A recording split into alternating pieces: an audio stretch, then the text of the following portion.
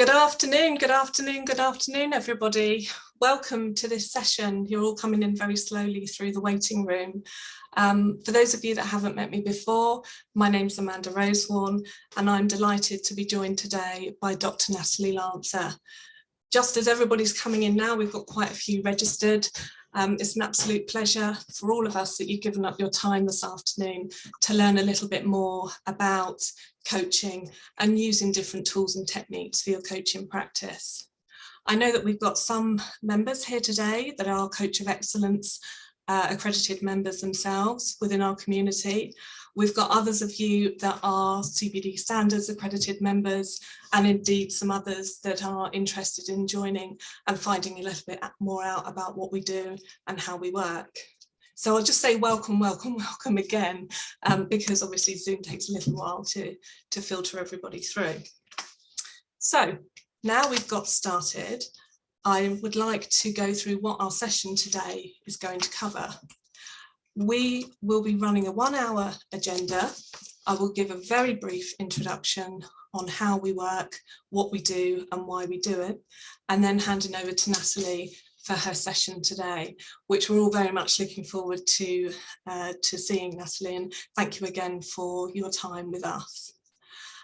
So the purpose of the session really is for you as a trainer, for you as a coach, for you as a professional, to really understand the tools and techniques that you can use to support students or other lifelong learners that you're coaching along the way. We ask that you use the chat box for questions, comments, observations, but if you have any direct questions about your membership, about any assessments or your subscription, please do direct them to our colleague Kirsty Walker, who is also on the session with us. And then finally, we also have our Coach of Excellence advisor, Drew Scarl, here to support and say hello to everybody. Over to you, Drew, for a second. Good afternoon, everybody, or good morning. You might be at some part of the world not on British time zone. So it's great to see so many of you who are joining us on today's topic. I'm just going to keep it very brief. And as Amanda just said there, any questions or queries that are going to come along the way, please use the chat box, or we can have a follow-up after this session. But great to see you all. Absolutely. Thank you so much, Drew. And we're delighted that so many of you have joined this inaugural Coach of Excellence webinar. And I just wanted to say to all of you a huge welcome to our community.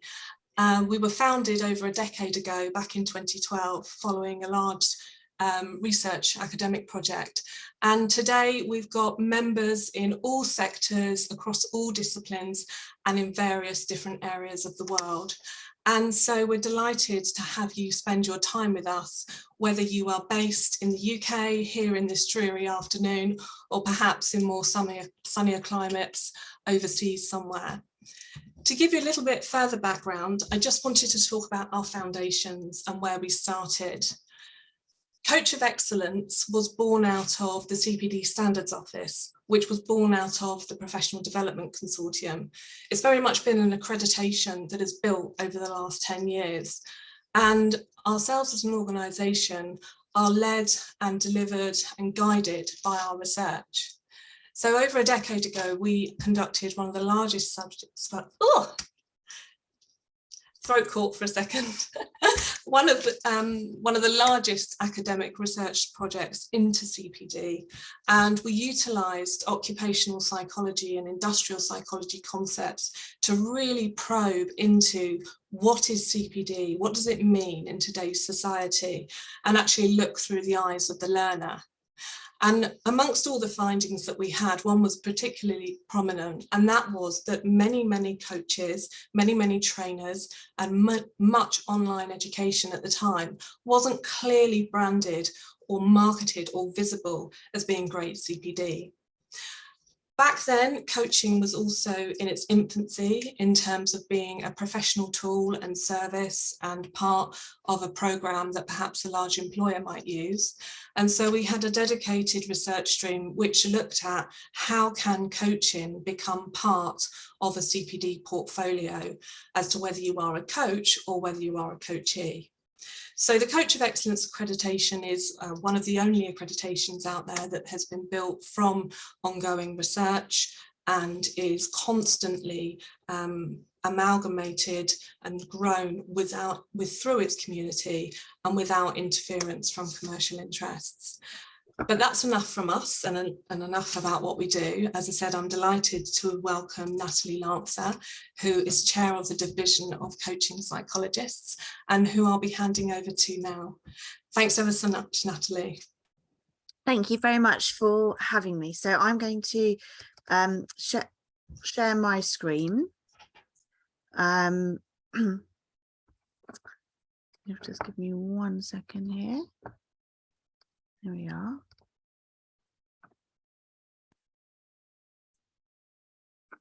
Perfect. Oh, good. I can see all your faces now, so that's fantastic. Brief introduction from me. I'm the newly elected chair of the BPS's Division of Coaching Psychology. You may know that we became a division within the last year. We used to be a special group. In fact, some of you may well be members. So hello to you.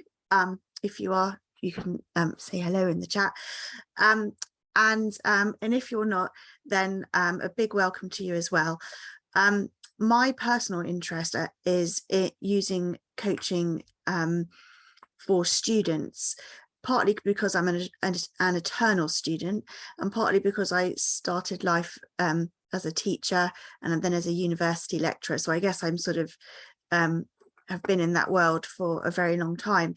And it occurred to me 10 years ago that executives were being coached, which is great, but actually I wondered if it would be useful for students, university students, to be coached. And my doctorate set around exploring that, and that's what I'm going to be sharing with you today, and a model that ensued. And in fact, I've used this model in lots of different contexts since then, and I'm going to be talking about that as well. So let's move along. So what we're talking about today, so what issues do students bring to coaching compared to other clients? Now, students I'm using in a very wide sense here.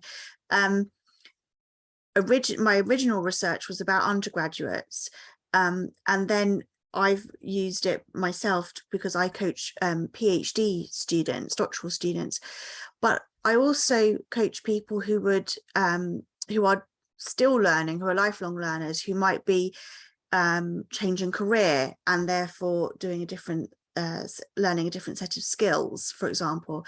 And indeed, you're being a learner today. So we can use this idea of students in a very, very wide way.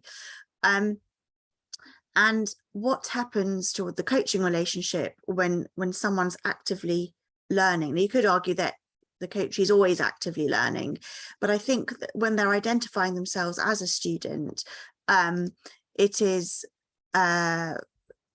more explicitly out there.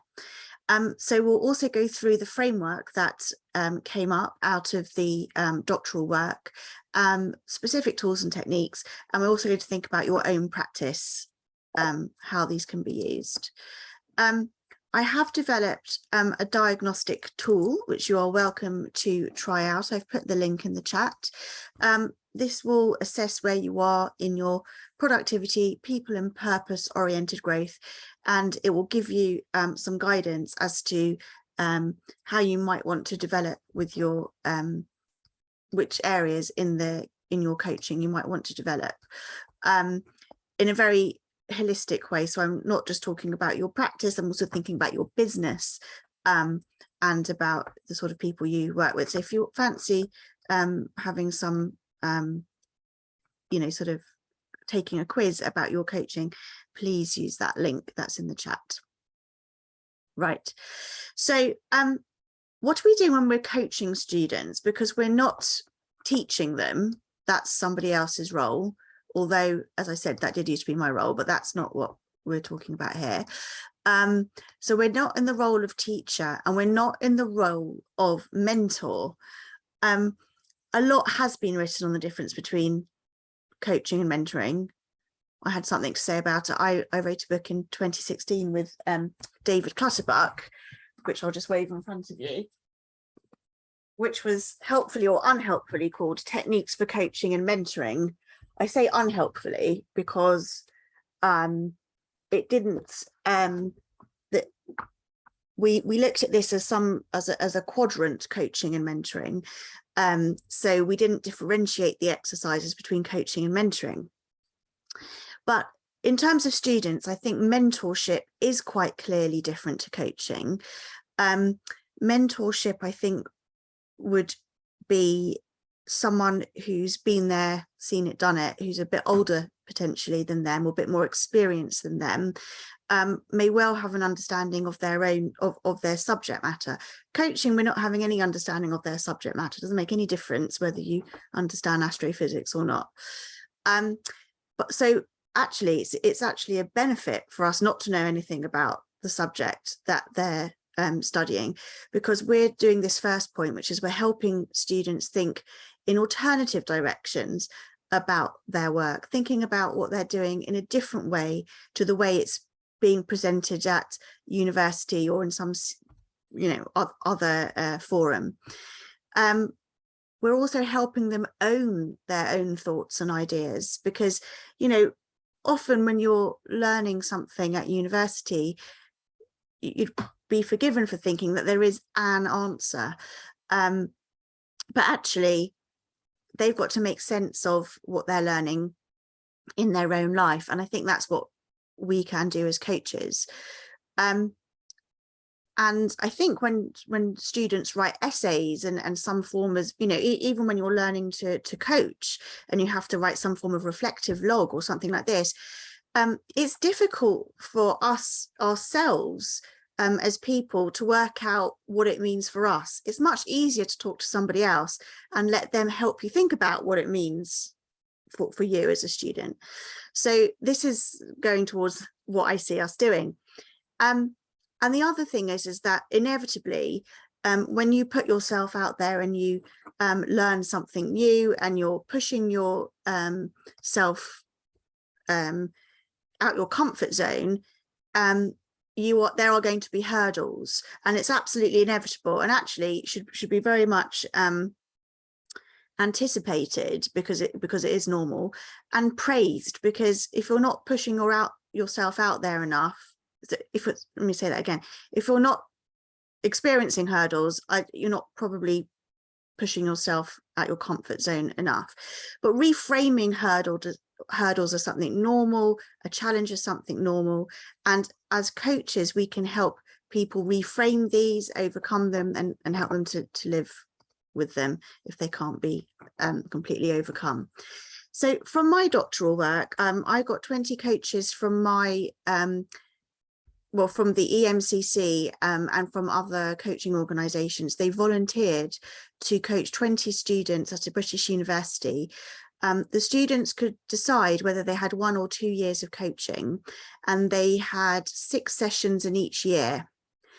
And I interviewed them 5 times along that journey about what was going on, how had they changed, how had they grown, what was the coaching doing? And this is the findings. So they gained a sense of control over their work as a result of coaching. They learnt time management techniques, for example, breaking tasks down into smaller components, realizing that there is enough time in the day when you have a huge project to do. So this is my dog is just back there. Right, working from home. Realizing there was enough time in the day. When you're doing a huge project and it can feel very overwhelming, you just might think, even if I had the rest of my life to do it, I wouldn't have enough time to do it. So time management, but actually, as we'll see, time management is the rather boring word for that, but really getting to grips with time in a much more general sense, that time is finite and you have to make decisions about what to do with your time and your energy.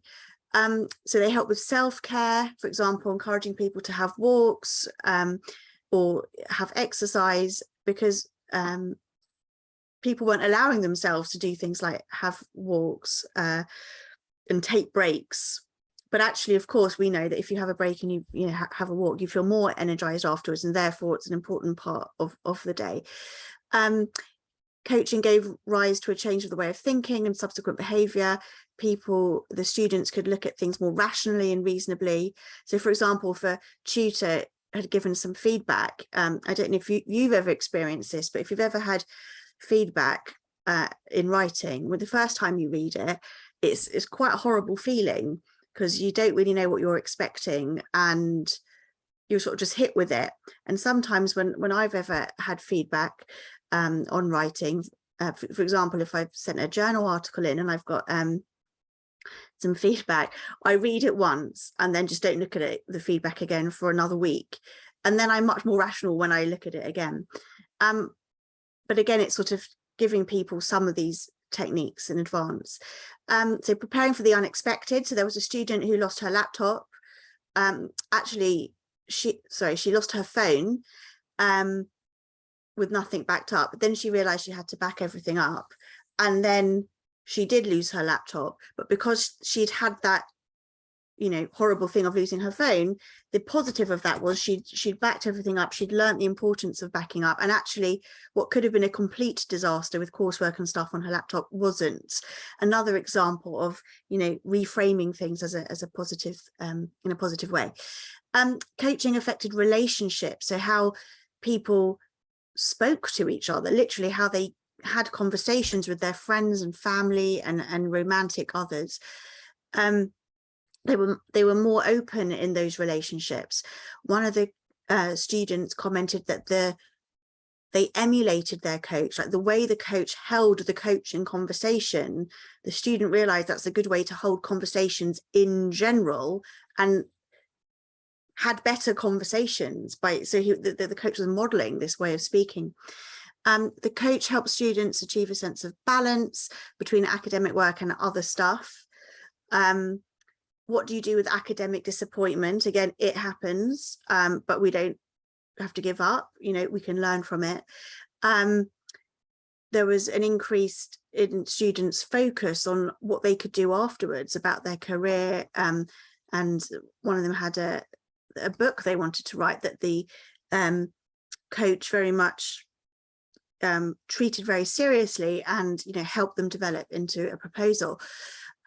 But the biggest finding is overall that the coaching increased students' confidence. And I think that's what coaching does in general. No matter who we're coaching, I think coaching increases people's confidence. And these are the things that the students said. But I think when you look through these, it helps us unpick why coaching works at all. One of them said that saying things out loud was inherently useful. And I think it is as well, to say things out loud to someone else. The coach was validating that the things were important to talk about, not by saying, yes, that's very important, but just by being there, and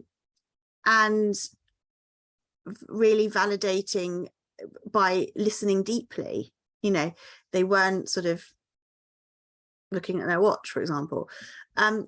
They gave the students confidence in their academic ideas and tasks, recalibrated expectations about the grade. So it's not necessary to get the top grade all the time. It's absolutely fine to get good enough. You can't be amazing all the time. Sometimes life happens and, you've just got to get by, which we'll look at in more detail in a moment. They encourage them to try extracurricular activities, to apply for jobs.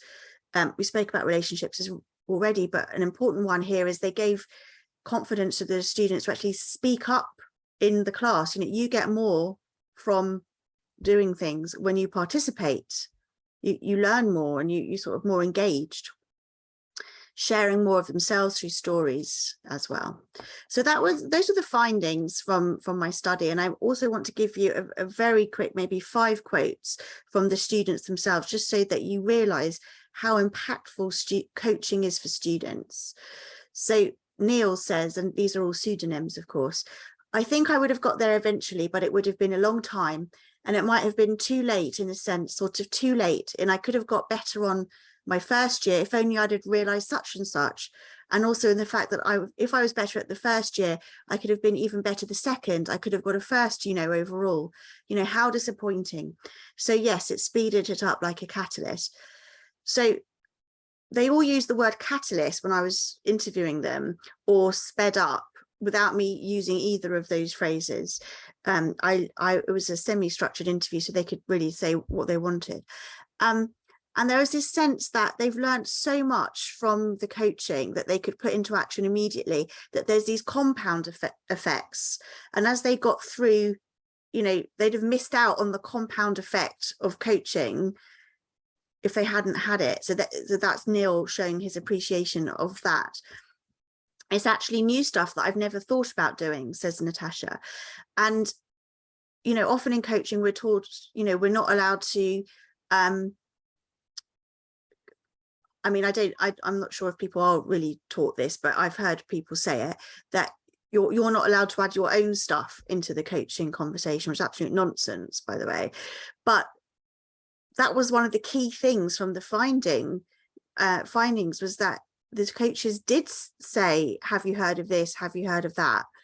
And particularly for students who are young, not all the students we meet are going to be young. As I said, you could be a student of anything. But if they haven't had a lot of life experience, all the more reason to say, have you heard of this? Have you heard of that? And to really opening their horizons up, which we'll also come back to in a moment. Helen said, I feel like having the space to sort of like talk through things. This idea of space was mentioned many times, that in a busy timetable, in a busy schedule, in a busy life, let's face it, just everyone's so busy, having that time demarcated in the diary to have a declutter of your head is unusual, and it's an amazing opportunity. It's an amazing opportunity because obviously to have a conversation, the student needs to say things out loud, and then when they say things out loud, they might themselves hear a contradiction in what they're saying. And, they'd often say something like, I said this, and then I realized I don't even agree with that myself. I've done that as a coachee, realized that what I've said, I just don't agree with. So there's something important about the space just to hear yourself, even if even without the coach saying a word. This student, which is on the screen now, Talia, she was somebody who used to be, or she came from a very difficult family life, and she was in care for some of her life. So this is particularly poignant. Yes, and so a different perspective, and then having the space which is centered around you, and like that you can focus on yourself. It's like really for you, really a space for you. It's something quite unique when somebody's like dedicated to that. So the extent to which you can like reflect and then realize that you can be great. And they were saying that unlike a friendship, which is reciprocal, I assume and hope, this isn't reciprocal. You don't have to help the coach. They're there just to help you. And this idea that someone's there just to help her was severely lacking in her life, which also might give us an idea of where, people might want to spend money, like universities, institutions, on who's a good fit for coaching. I mean, I would say like the coaching thing, having that space to like express and discover my like real, true, fundamental base values and needs, what I require from life, what I require from myself, and what I need from other people. That is something that coaching has definitely brought out. I don't know if I'd necessarily have known it in such an explicit way if I just kind of, been pootling along at uni without those moments to explore that. And I think that this is the things that we all do pootle along. That is the point, right? We just like carry on, but having these demarcated spaces where we can reflect on what it is we're doing and how our view on life is changing, that's what I'm really tapping into here. And I think when you study, when your horizons are broadened, you do get a new worldview on life, and it does need processing. As well as being a coach, I found this particularly interesting. These are words that the students used about how they saw their coach other than a coach. So a motivator, similar to but different to a friend, a role model, an objective professional, a maternal or family figure, and a validator. And this is interesting because there's nothing you can do, of course, about how you're being viewed by someone, apart from just to recognize that you are being viewed in these different ways. And it's so interesting, isn't it? Role model.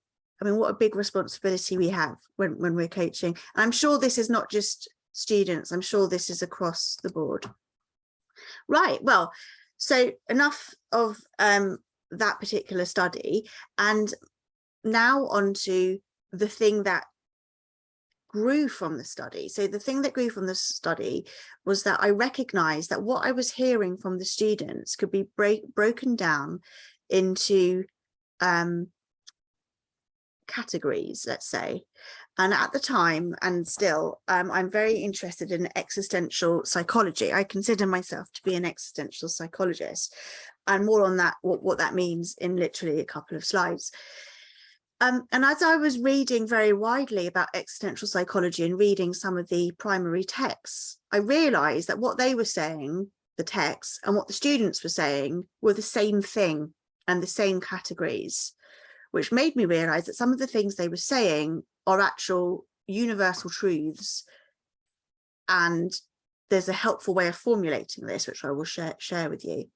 Anyway, so the whole aim of existential psychology, and indeed the 8 tensions that I'm going to share with you, is to help the person feel more normal, human, and able to tackle, in this case, their studies with zest. But I'm also going to say it's beyond that, just life with zest. Because all these things that we experience are completely normal. And often all people need to hear is that it is normal. Once people realize that challenges are normal, or whatever it is, stress is normal, etc., then actually the problem goes away. People are worried that they're abnormal, basically, in some way. But so the existential perspective, we're looking at how people experience universal life issues in the context of their personal lives. So we've got 2 levels going on. We've got universal life issues like time is finite, life is finite, but how does that play out for me in my day-to-day? It means you personally, everyone on this call, you've chosen to be here and not to be somewhere else because you can't make time. So everything we do is such a huge decision. You know, you can think about also when we fritter away time, which we'll look at in a second as well. Some frittering away of time in a way is good because it's rest, which is very important. And some is sort of mindless and it's sort of neither rest nor, you know, something we're intentionally doing. So some of the key concepts in existential psychology are on the screen. The ones I just want to pick out for us now are freedom, choice, future, time, and courage. And those are the ones I'm particularly interested in, which you'll see in a minute. The whole point about the existential stuff is that there's no blueprint. You've got to make it up to as you go along. We've got to make our decisions. You can't outsource the decision making for someone else. And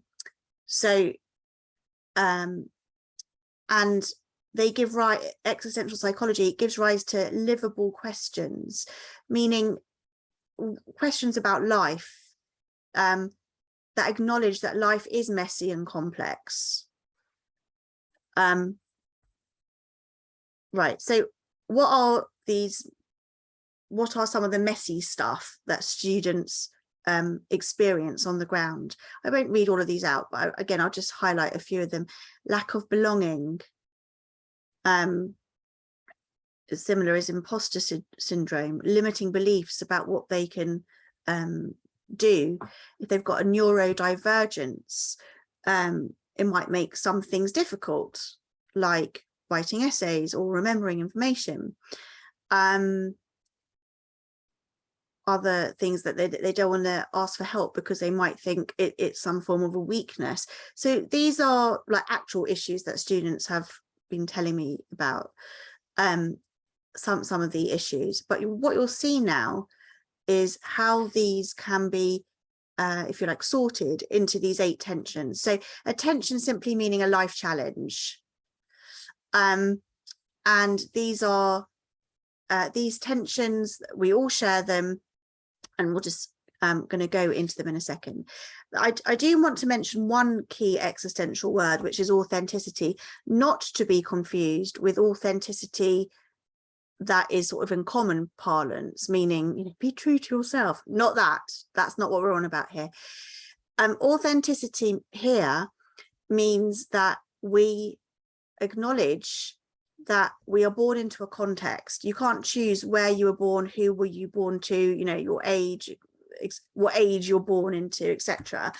And the philosophers, particularly Heidegger, calls this a person's thrownness, like thrown into the world. But how we make that world our own is absolutely our choice. So within the boundaries of what there is, we can choose how to live. And that is what being authentic is. It's making deliberate decisions about how to live. It may not be being true to yourself. It might be that the best way to live is to curb some of the things in you, as we'll see, because there's always a trade-off for every position taken, which we'll look at. So, in summary, in my interpretation, the existential approach is about making deliberate decisions and reflecting on these. That's like the bottom line. And you can see as a coach how that would be, like, you'd facilitate that as a coach. So it's about doing things deliberately. There's no good or bad part of these tensions I'm going to show you. It's just about finding a way on them. And leaning into these tensions is growth, because it's coming back to this idea that authenticity is all about making a deliberate decision. So we become, this is sort of a phrase I made up, but we become like a better liver of life. That is my definition of growth. So it's growth because each time we make a decision about where we are on these tensions, we get more adept at using these tensions, and we just become better. So here we are. These are the tensions. So this is the framework. This is the 8 tensions framework. Some notes before we go into the ins and outs of it. So the equilibrium sign in the middle is from my chemistry days, and I used to be a chemistry teacher, so I have an affinity for equilibrium signs. And what it means is that dynamic equilibrium means that it's constantly moving. So if you remember this from your school days, we take this example, narrowing down, opening up. It isn't that you're a narrowing down or an opening up person. We're both. But we are constantly moving at different times of our lives, at different times of our week, even different times of our day.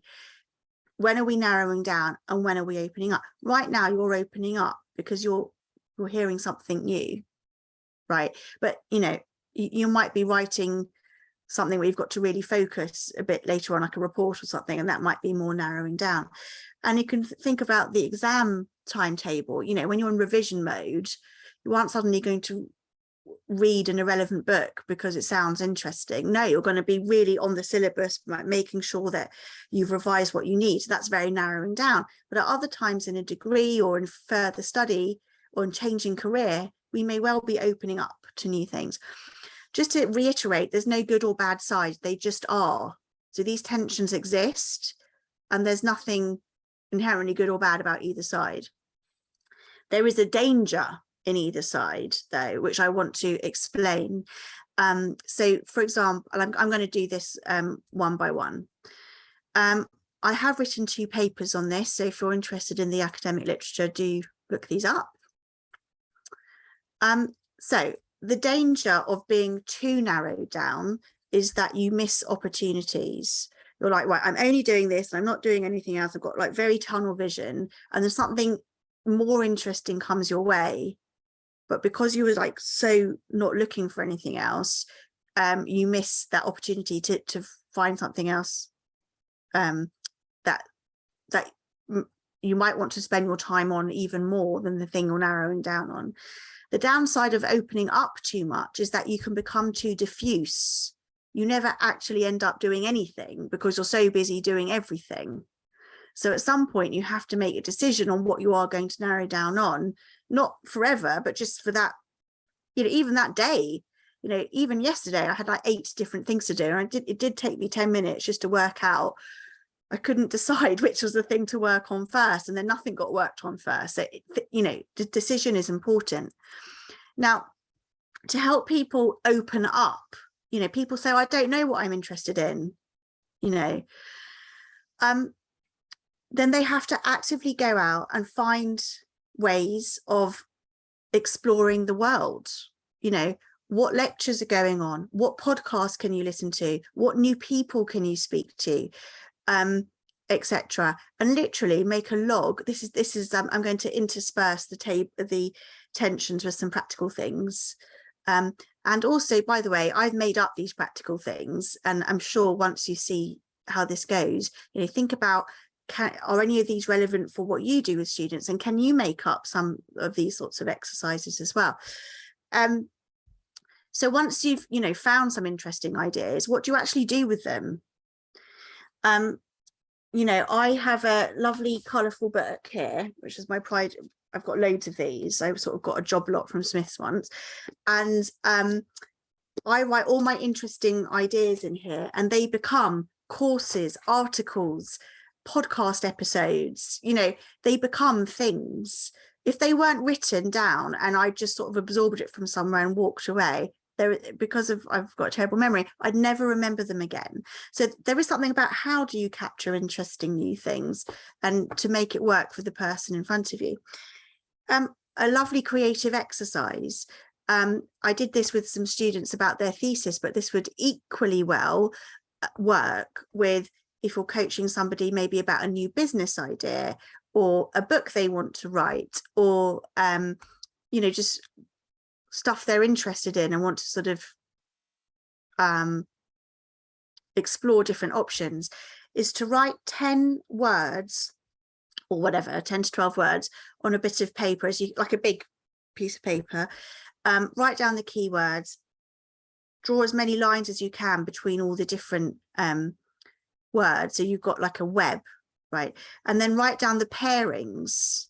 So here, force yourself to come up with a sentence to link the paired words. So you can see I've got a run on the word dilemmas there.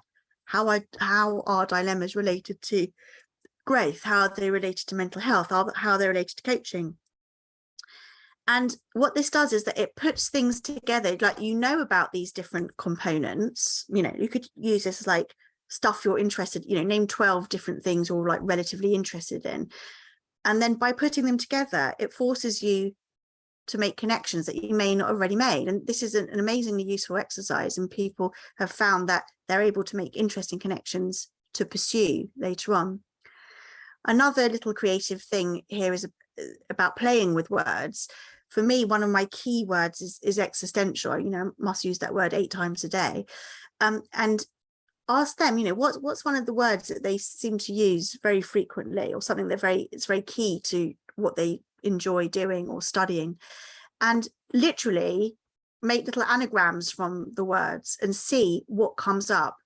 This is very much in the spirit of creative exercises and creativity in general, where you just essentially are generating random things like stuff from the anagrams from the word, and then linking it to the word itself. So how does tent link to existential? And I've written here, it's a broad tent encompassing many different viewpoints, which is true. And it's a way of just making you think more deeply about that word. Whereas if you just said to me, Natalie, what does existential mean? I know I've got some notes on it here, but actually you'd probably get more to the nub of it in this sort of almost random way, because it's forcing you to make connections. Narrowing down. So when you've got a student and they're completely overwhelmed with maybe their reading or making sense of information, which is a big job, whatever type of student you are. I've developed this thing. It's so easy for them to make one for themselves. So I call it a cue card. And basically, every time I read an article, which is quite often, or a book, I print this out and have it as like an insert into the book, or just staple it onto an article or whatever. And you're writing the questions beforehand. When you write the questions, and they can make up their own questions, like, how has this paper deepened your understanding of the field? What aspects are most relevant for you? Is there an angle on the topic that the authors missed? When you write the questions first, rather than, well, not writing questions at all, but when you force yourself to write some questions, what are the questions I'm asking of myself when I'm reading this thing? You're priming your brain to look for the answers. If you read it without the questions, it's going to be like, you don't know what you're looking for. It's going to feel all over the place. So this is a very good strategy for reading something. When you read something academically, you've got to read it in a very sort of focused way. So you could work with your students to make up their own version of this. What are the key questions you're asking yourself of this paper or book? All of these tensions can be also used in a more, like a scale. There's a little bit of a danger, because we must remember that there's no inherent positive or negative, right? But what they could say to you is, look, I'm here now where the green X is, and I want to be a bit more opening up. I feel like I'm shutting things down a bit. I think there's a bit more out there for me to look at, which I've shut down. And this is a way you could, maybe open up a conversation about this. And then you would then say, in the normal type of scaling questions, what small step can you take in that direction? And come up, generate some ideas. Right, so we're going to move on to the next tension.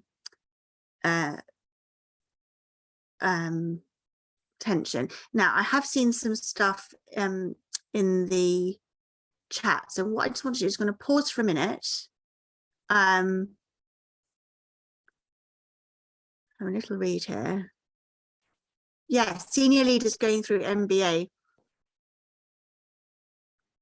Claire, I'm very interested to hear, because I didn't read this at the time of actually speaking, but what insight cements what your students have been sharing? You can write in the chat which particular insight it was.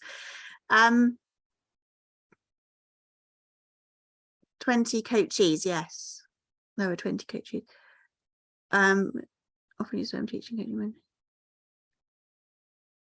Yeah.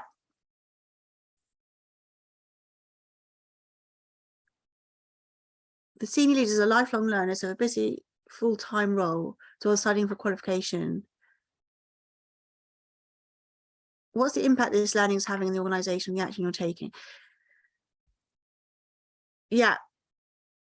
References to the papers. I'm going to send you the slides, so you'll have the references to the papers. The root source of the word, yes, that would be really interesting as well. And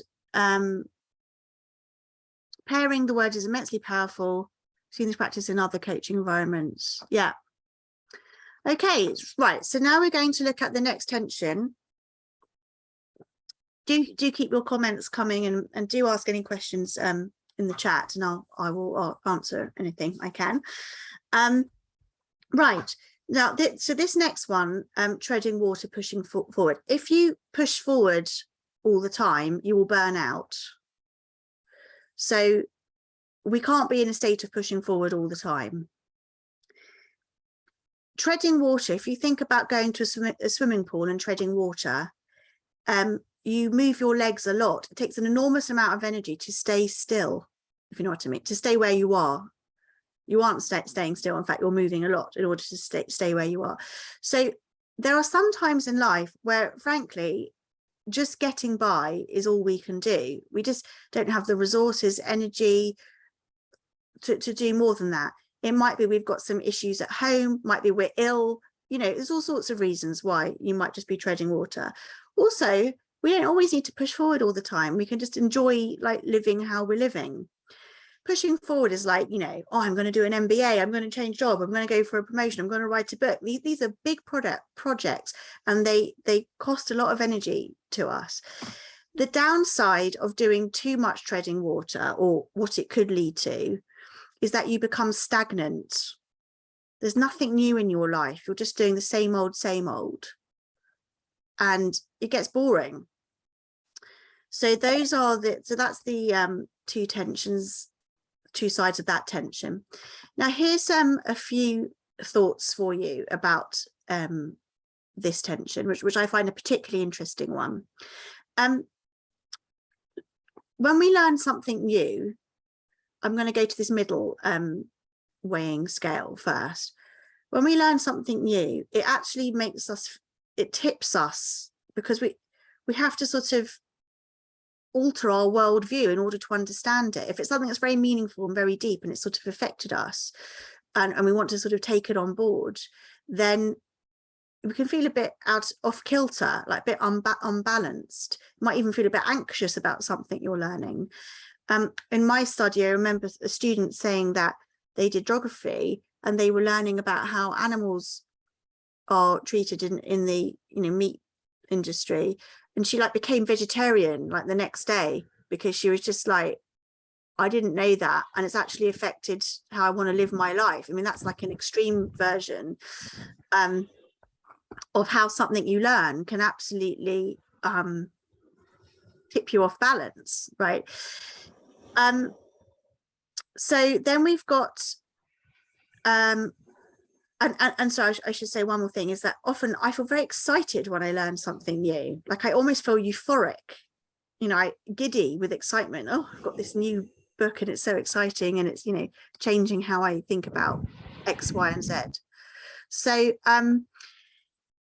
then once you sort of internalized it, and you might be doing something with it, by writing about it, talking about it, giving a talk about it, using it in your work, you kind of have rebalanced, and you're able to move forward with it.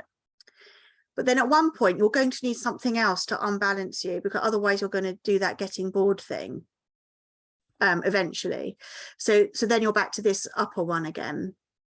So this is showing you actually that the whole process is completely dynamic, always moving. Now, some people find it very, very hard to push forward. So there's some people who love starting new things, and they're constantly starting new things and never finishing them, right? And I think as coaches, we can definitely share strategies for sustaining that pushing forward. This actually is the core of what I do. So I help people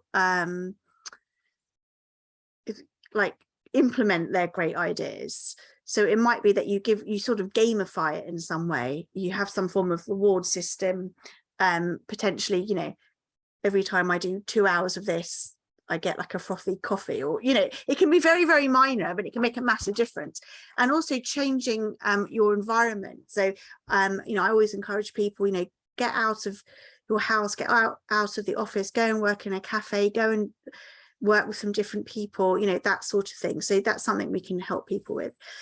The big thing I'd like to share with you is my own word I've made up, which is proto-creation. Proto meaning like a prototype, like something new that you're making, and creation in the usual sense. So this period of treading water has a very good function, staying sort of, it looks like you're staying still. Often we can't launch into action and write that essay, do that report. There's something in us that's resisting, and often people put it down to laziness. 9 times out of 10, it's not laziness. That person is just processing what it is they're doing. They're sort of gestating and incubating some ideas and sort of working out what they are doing. And when you are consciously thinking about a particular problem, that's a good way of not solving it. But if we do this deliberate forgetting, like say, I'm sure you've had it, if you go out on a walk and you've had it yourself, I'm sure, like if you've had a shower and you're just not thinking about that problem, or in fact, before you go to bed, you can sleep on a problem. This idea of like doing something very, very restful and taking your mind completely off it is often when people get their best ideas, and there's lots of psychological reasons of why that is. So I think really highlighting to students that you don't have to push forward all the time. I've seen far too many burnt out students, and they don't know how to rest or why they should. And I discuss it in terms of this lying fallow, because it's quite a concept that we've all heard of about, leaving a field unplanted so that it can get its nutrients back. It's the same thing with study. We do need to have a rest. The other thing that's very important is yes, positive procrastination. Exactly, Peter, positive procrastination. So all about yes, is the emotions felt during the study process. So sometimes we aren't progressing, like it looks like we're not progressing in action, but actually we are going through a whole cycle of emotions. And I think if you unpick what those emotions are, this can lead to action. It can unstick people. So as I said, that I do a lot of work with PhD students, and when you meet with a supervisor and they give you feedback, and the feedback's always read more, write this again, it's never normally not that, and then you send back to the supervisor and you go round and round and round in this circle. I could pretty much tell you what the emotions are for almost every student and myself that I've ever met. Meeting the supervisor, trepidation; attend to feedback, frustration; reading, probably boring; writing, can't be bothered; send to the supervisor, anxious. Some of these things are so strong for students that, and I remember myself being in a situation where I used to have, I'd call it a duvet day. It's just overwhelming, and the only thing you can do is just go into your bed in the dark and just wish you weren't studying whatever that thing is that you need to do, particularly around dissertations.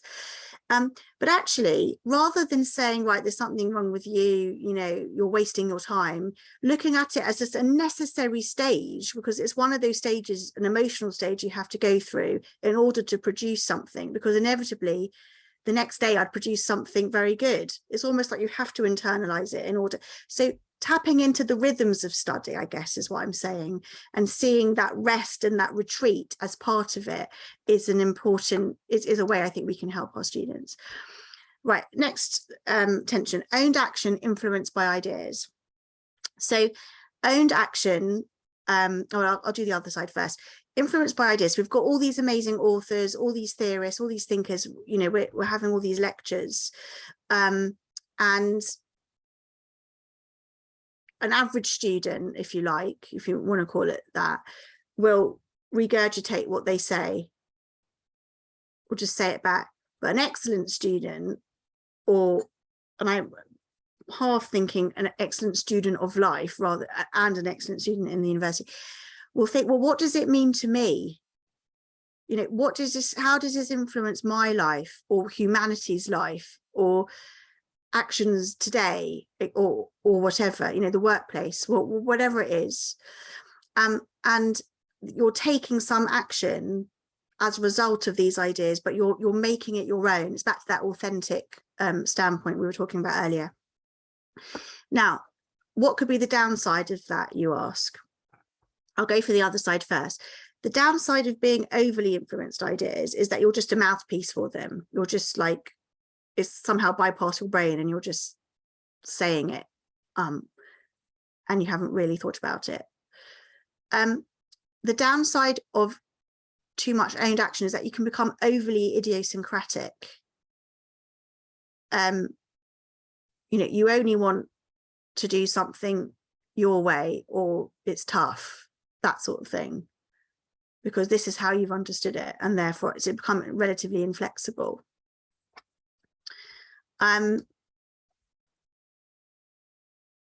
Okay, so I'm going to show you a handful of exercises now. So one thing I think is useful is similar to this emotional thing we were talking about, is about owning your ideas.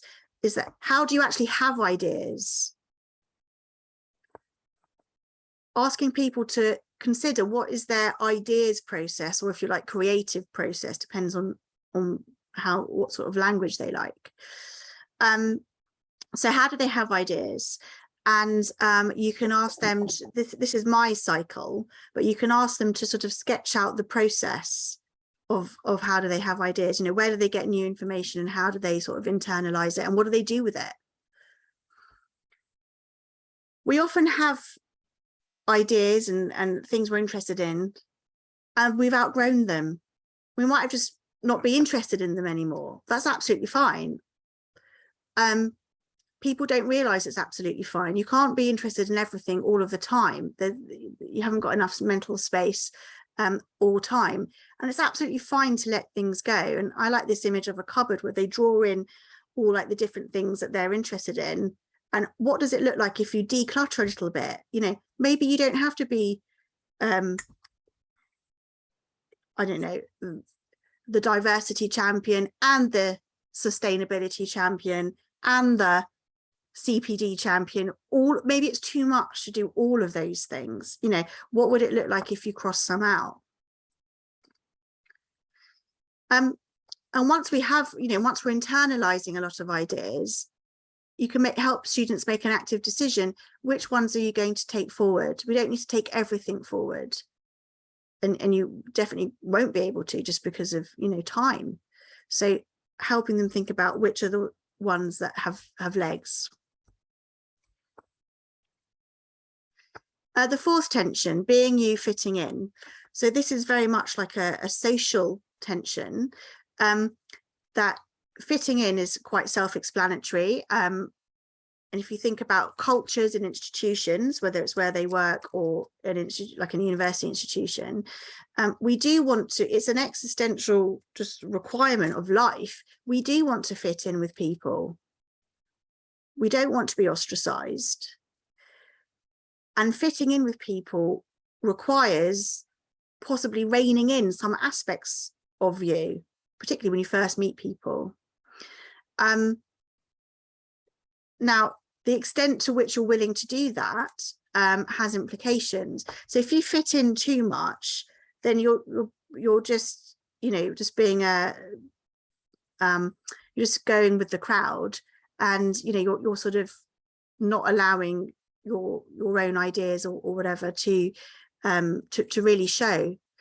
If you're like too much being you, and it's like, you know, for some people got very big personalities, sometimes being you, particularly like straight away when you're like meeting a new crowd of people, can be overwhelming for others, and they don't know you know, how to respond, and they might respond by just not speaking to you anymore. So what I'm going to do at this point is there are 4 more tensions here, which I'm not going to go through, but they are on the PowerPoint. This would probably take me another hour. But what I would like to say, one more thing, is that these tensions can be looked at in different domains. So we've just been speaking about this in terms of study. But of course, we're not just students, we're also family members, we're also parts of organizations. You know, there's all different domains, and that you can look at these tensions in terms of other life domains. And you might be familiar with the Wheel of Life exercise. It's a very common coaching exercise.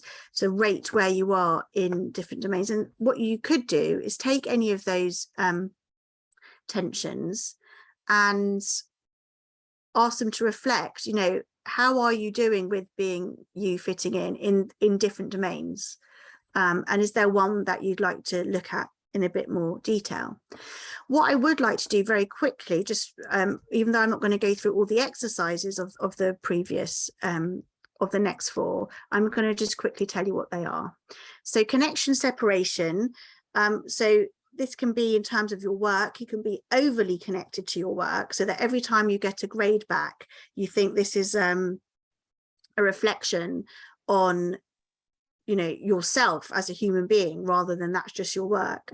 And sometimes, therefore, we need to be more separated from our work and see ourselves as not the same as our work. If we're too separated from our work, we can lose any sense of meaning in our work. You know, we've got to connect with it in some way, otherwise we won't have the motivation to do it at all. The sixth tension, day-to-day thinking forward. This is how much we plan for what we do every day, day-to-day. So putting one foot in front of the other, I've got to do this, I've got to study this, I've got to go to this meeting, and how much we're thinking of the bigger picture. You know, where am I going with all this? What's my MBA going to lead me to do? If you think too much about thinking forward, you end up being a bit airy-fairy and essentially not very grounded. And so you could have all these dreams, but nothing happens to them. You've got to put in the donkey work. If you do too much of the day-to-day, you might be being very industrious, but being very industrious on the wrong thing, because you haven't checked in with what your goal is, or your goal may have changed. Fixed plans, fluidity of life is the penultimate one.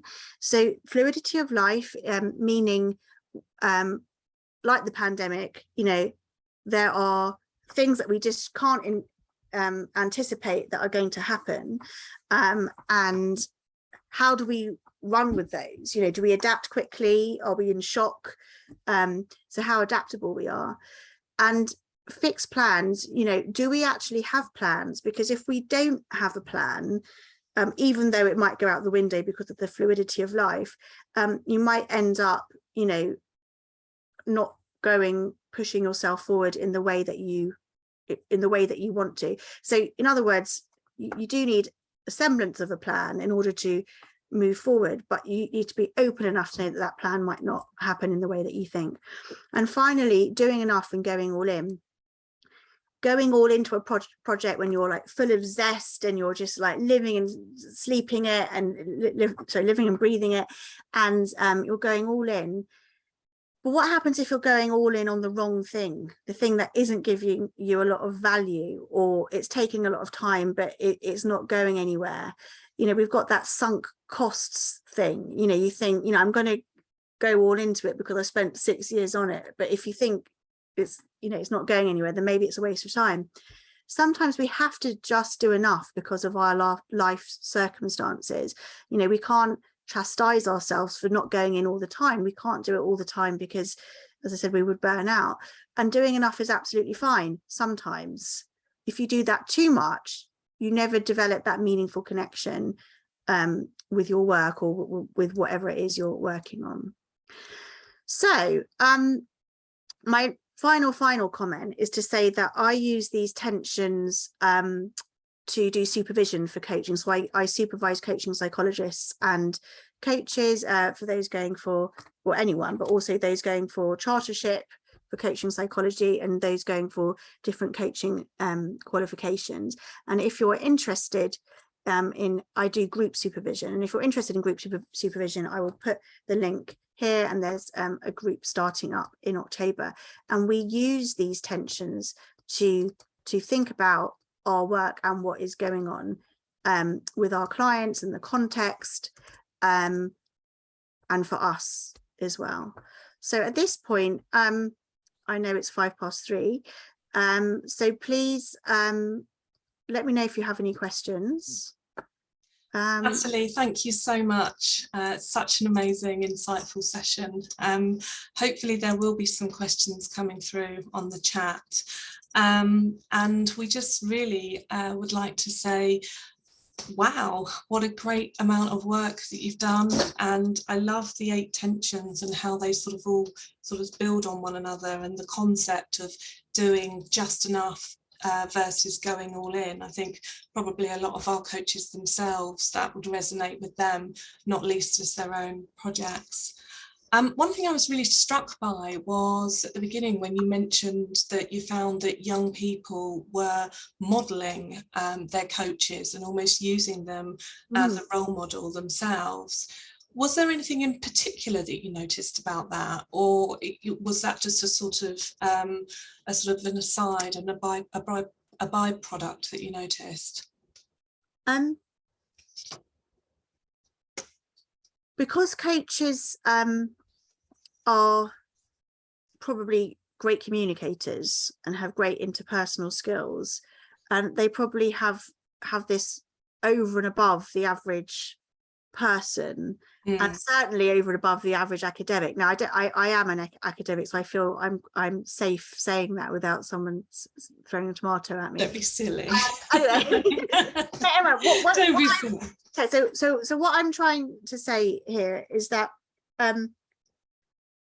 it's amazing having such a conversation with someone who's able to take the totality of somebody in, and really, as I said, someone who's listening really deeply, taking you seriously. I think that's the thing. I think with parents, you know, you could say to a parent when you're however old, you know, I want to write this book about whatever Roman history, and they'll be like, okay, that's great, you know, pass me the ketchup. You say it to a coach and they're like, okay, that's great, let's outline the 8 chapters, tell me what's in it, what's in it for the reader, you know, and they're talking about it, they're taking you much more seriously. So there's that aspect of taking someone seriously. But then there's this thing about obviously letting someone speak, you know, not interrupting, being totally focused on that person, and asking challenging questions. You know, I found when I trained to be a coach, I held better conversations with everybody. I mean, my coachees, I hope so, but I'm just talking about friends and family. I just became better at communicating. And I guess when you see that in someone else, you think, that's a good way of speaking. Yeah. And do you think it could be, I mean, not that it's in any way comparable, but you know, when you have a mentor, a counsellor, somebody that comes into your life that doesn't know your family, your friends, fully understands your context, and so there isn't any cross-pollination of thoughts or shared experiences, that does help, you know, create that role model sense from an almost clinical point of view, if you see what I mean, if that makes sense. Is it possible to stop sharing the screen and just to see people's faces? Of course, yes, of course, no problem. There's a question that's come in that says, what's the difference between coaching and mentoring? One sentence is fine. Goodness, okay, well that's a hard one from Janice. Let me sort of take your point and the question all together. And it might be more than one sentence. Right, there's a separate point. Yes, this idea of an objective professional. So a lot of the students were saying, you know, this objectivity is very important, you know, because you don't know their culture, you don't know, you may well not be their age, you don't know their subject, you know, so there's some things that, you know, are sort of kind of normal in people's subjects that we would think are almost psychopathic, you know. Really, do people really behave like that in that way? You know, you must have coached people where you just think that what they're telling you sounds really quite toxic, but is an accepted way of behaving in that environment or that discipline. And what's good is when you're objective, you can highlight that it is toxic. So when they're thinking like, I don't know why, you know, they talk to me like that, or I don't know why I'm made to feel like this, and you're basically able to say to them, it's not you, it's them. So that's objectivity. Whereas when you're in that, it'd be quite hard to say that, I think. In terms of one other difference I'd like to say about coaching, and the other things you said as well about counselling, is that with coaching, you know, I'd like to think, and I think it is true, that the relationship between coach and coachee is much less there's much less hierarchy. There still is a hierarchy, and it'd be naive to think there wasn't, because ultimately you are the coach and you do have power. But I think that one of the students specifically was talking about counselling and psychotherapy, and she said, you know, I felt like an object in those sorts of sessions. Someone was writing notes on me, whereas with the coach, I feel like we're sort of strategizing together. Back to the mentorship question. For me, that is the difference. It's the strategizing together. I think inevitably, and again, there's nothing you can do about this, but the students will see you as a mentor as well. So they'll see you as probably both a coach and a mentor, and that's fine. Mentor because you're older and wiser, essentially. But as I said, it depends on the age of the student and what we're what type of student. But I like to think of it as having like that you're both strategizing, your heads are together. Yeah. Whereas I think if it was mentoring, it's much more like, well, in my day, you know, this is what people would do. And so it's more of a, you would say, more of a side-by-side relationship as opposed to a hierarchical one that you might see in a. Yeah, and there's one more important point to add, I think, for that, which is important, which is we are asking the coachee to come up with the answers themselves. Whereas in mentoring, you know, you might do that as well, but you would definitely give them answers, whereas I wouldn't be doing that. There's a difference between giving answers and, as I said earlier, that student Natasha who said the coach was putting new things, you know, sort of introducing me to new things. That's not giving an answer. That's just like opening up an entire world that they didn't know existed. Yeah. Have you heard of this? Go and figure it out yourself, rather than I'm going to, you know, tell you all about this. Yeah, it's an interesting, really interesting point of view. Do we have any other particular questions for Natalie at this stage? Is there anybody else with any burning questions? Okay, well, the last point that I just wanted to pick up on, Natalie, was your wonderful cue card and the sort of simplicity of putting that together. I think, you know, for all of the coaches, all of the trainers, everybody I know here in our community, I think that is such a great tool to be able to do a little bit of your own CPD and reflection on the fly. Often, you know, the CPD recording charts and platforms that we have, you know, tend to drain out our objectivity, our creativity, and what we've really learned. And I loved your idea, Natalie, and how you've put together that cue card so that you can just take those particular points and note back to it. And similar with the ideas books as well. So just really to say thank you for such a wonderful session. I can see that everybody on here has enjoyed it. There's lots of rounds of applause and some great private feedback for us as well. If any of you would like to know anything more about Coach of Excellence, there are 3 different levels: qualified, professional and expert, and you can scan the QR code or indeed email one of our advisors, or we'll be in touch directly after the session if there's something that you want to know more. Otherwise, copies of the slides, a recording, a transcript and answers of the Q&A will all be sent to you as members and participants of today's session.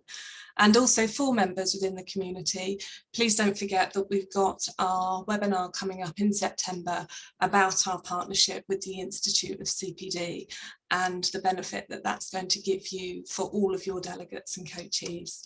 But once again, Natalie, thank you so much for joining us. It's been a wonderful session and we really appreciate your time. And to everybody else, have a great afternoon, whether it's sunny, rainy, or whether you're eating deep fried Mars bars, and look after yourself. Thanks ever so much. Bye, everybody.